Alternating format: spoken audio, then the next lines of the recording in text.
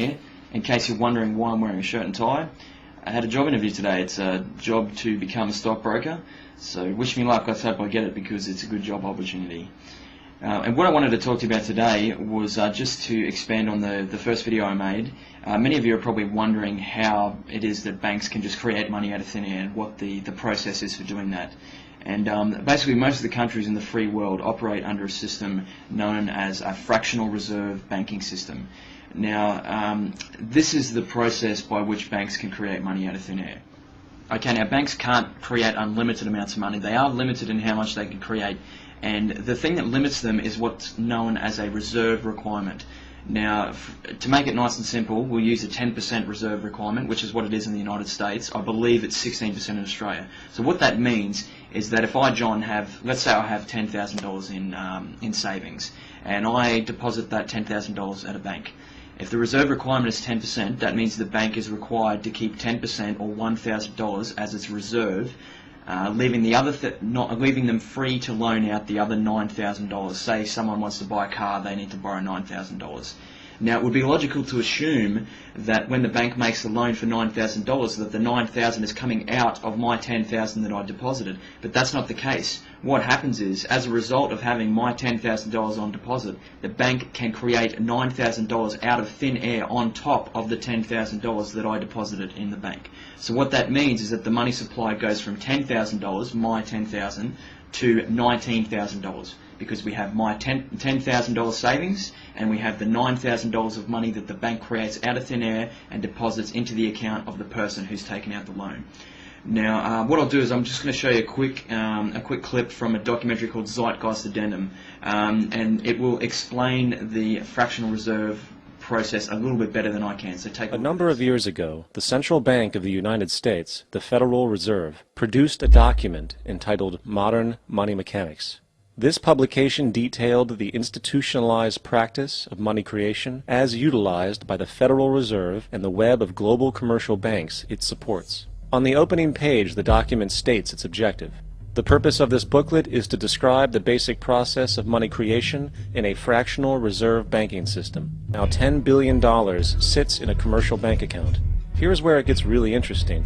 For as based on the fractional reserve practice, that $10 billion deposit instantly becomes part of the bank's reserves, just as all deposits do.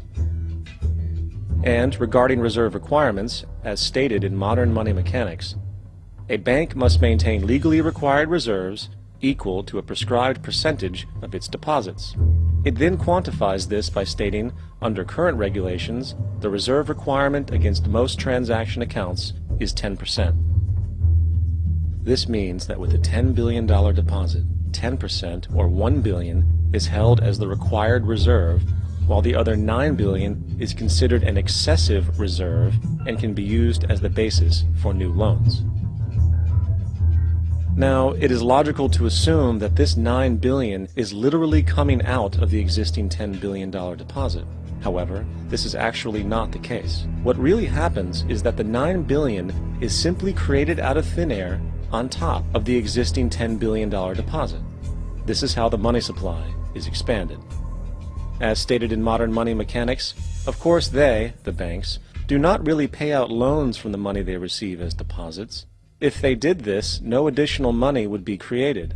What they do when they make loans is to accept promissory notes, loan contracts, in exchange for credits, money, to the borrower's transaction accounts. In other words, the $9 billion can be created out of nothing simply because there is a demand for such a loan and that there is a $10 billion deposit to satisfy the reserve requirements.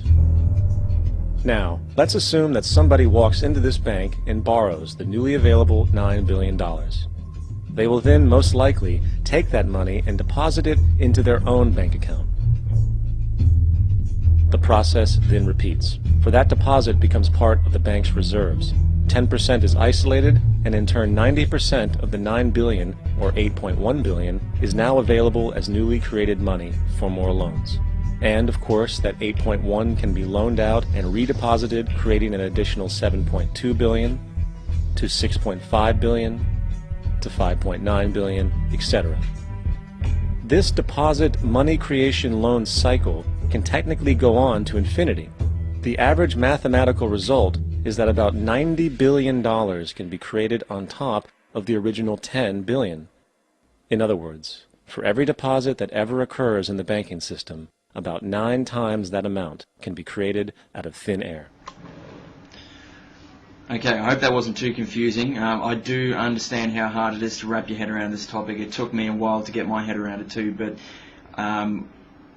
the basic thing that you should understand is that whenever banks loan money, whenever you borrow money from a bank, whether you borrow money to buy a house or buy a car or whatever, the banks are creating that money out of thin air. Yes, they are limited in how much they can create.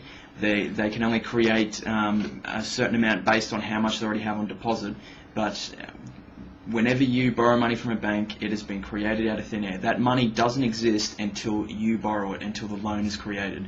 And that's where inflation comes from. That's where all this new money comes from. That's why the prices of things go up year after year, is because every time we borrow money, the banks are creating more out of thin air. There's more dollars to go around, and of course the more dollars there are, the less valuable they become.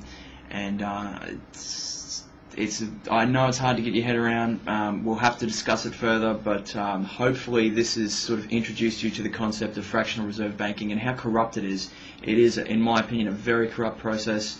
It's counterfeiting. The banks have been given legal authority to counterfeit money. If you or I sat around and photocopied a bunch of $50 notes, we'd go to jail. They do it every day. Every time they create a new loan, they are effectively doing the same thing. They are creating money out of thin air, counterfeit money. Anyway, I hope that pissed you off, because when I found out about it, it pissed me off, and I really think people deserve to know that this is going on, and people should be angry about this. And yeah, look, let's discuss it further. I know it's hard to get your head around. Let's discuss it further, and hopefully we can all learn a bit more about this topic. Okay, thanks guys.